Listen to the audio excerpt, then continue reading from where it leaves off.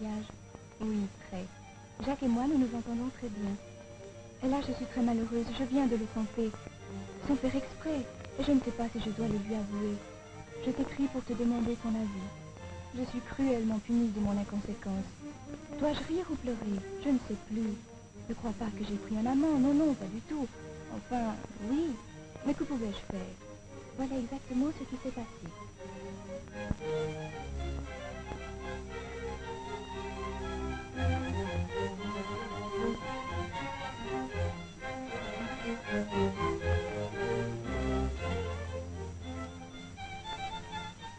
Comme chaque vendredi matin, en sortant du bureau, Jacques est allé saluer ses parents, tandis que je rentrais préparer le déjeuner.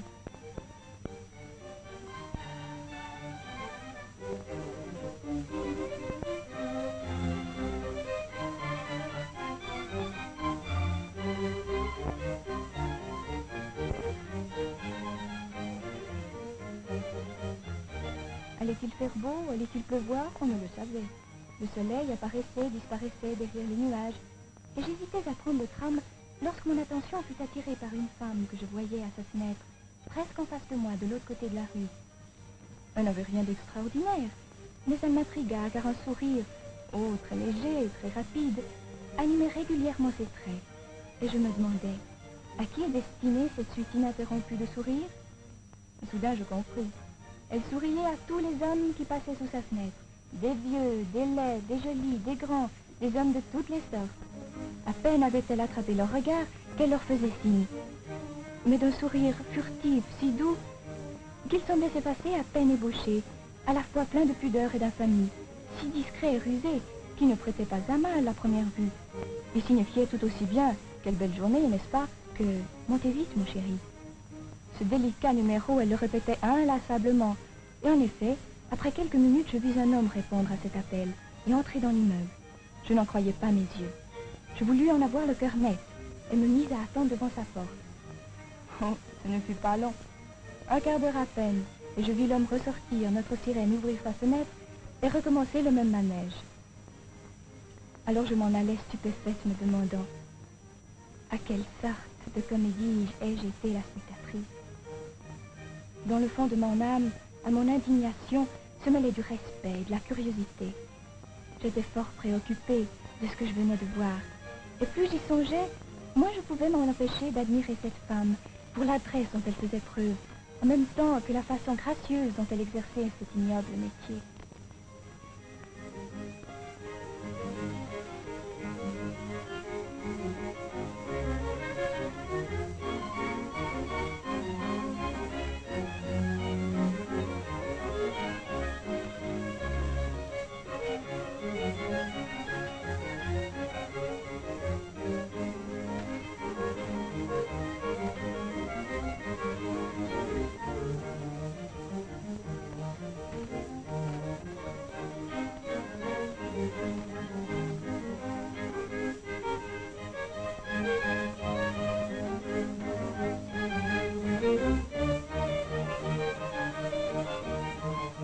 Alors, brusquement, il me vint une idée folle, tellement absurde qu'elle m'épouvanta d'abord. L'idée de faire la même chose, et de jeter au premier homme venu, moi aussi, un sourire, un seul, et de voir ce qu'il en résulterait. Crois ce que tu veux, accuse-moi de coquetterie, mais j'étais tout à coup incroyablement anxieuse de voir si j'obtiendrais du succès. Impossible de chasser cette idée de ma tête. Elle revenait chaque fois plus menaçante. Il fallait absolument que je la mette à exécution. Mon cœur battait. J'avais honte, je l'avoue. Mais je me pardonnais d'avance ma témérité en songeant à ce que disait Jacques. Les femmes croient innocent tout ce qu'elles osent. Je ne faisais attention à rien. J'étais perdue dans mes pensées. Elles naissaient les unes des autres et couraient dans mon âme comme les nuages emportés par le vent sur un fond grisâtre où allait le soleil. Je m'aperçus que toutes ces réflexions m'avaient entraînée jusque dans l'île Rousseau. Je ne sais comment, et non loin de moi, par hasard, tu vois que le diable était avec moi, je vis un homme en train de lire le journal. Il n'avait pas l'air trop mal. Peu importe d'ailleurs, le plus important était de vaincre ma lâcheté.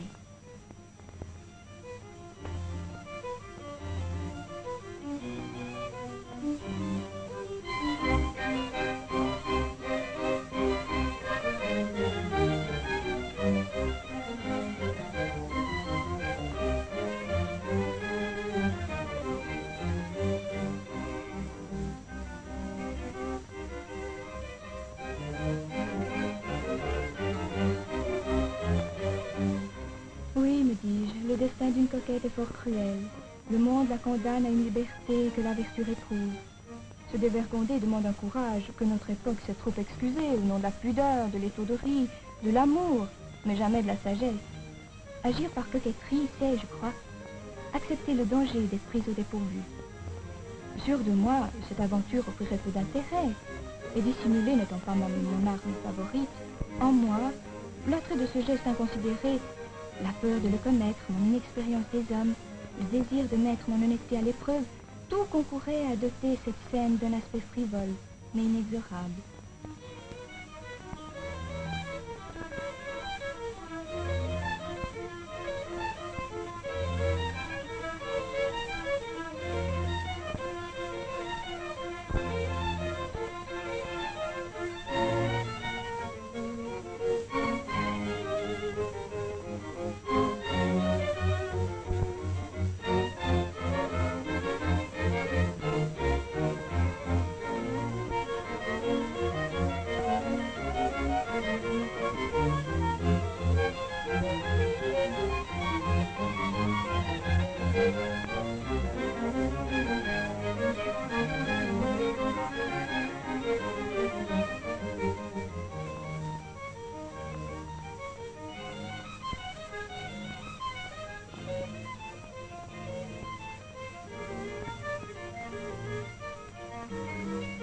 Je me demandais quel genre de sourire adopter. Célimène, Iphigénie. Je m'étais assise à côté de lui. J'hésitais, je tremblais. Et enfin, bravement, je sautai le pas. Je lui ai souri. Oh, très vite, très timidement. Eh bien, cela a marché du premier coup. Mon inconnu s'est approché en offrant ses services. Alors je me suis affolée. Je lui ai dit que c'était une erreur, qu'il s'agissait d'un pari avec moi-même. Et je me suis enfuie. Il m'a poursuivie. Il n'a voulu rien entendre. Il avait l'air de s'amuser beaucoup alors que j'étais folle de terreur. Prise de panique, je courus pour lui échapper, mais il me suivit en auto.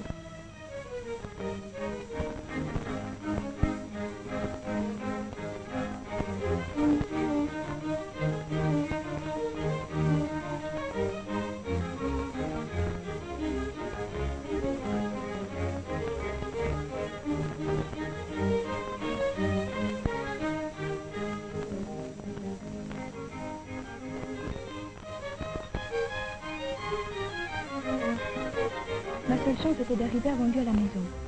Peine perdue, il entra derrière moi et fit mine de m'embrasser. J'éclatai en sanglots. Je lui ai supplié de partir. Maman rentrait d'une minute à l'autre, lui ai-je dit. Mais il se fâcha. Trêve de comédie, ma petite, dit-il. Par 50 francs, déshabille vite.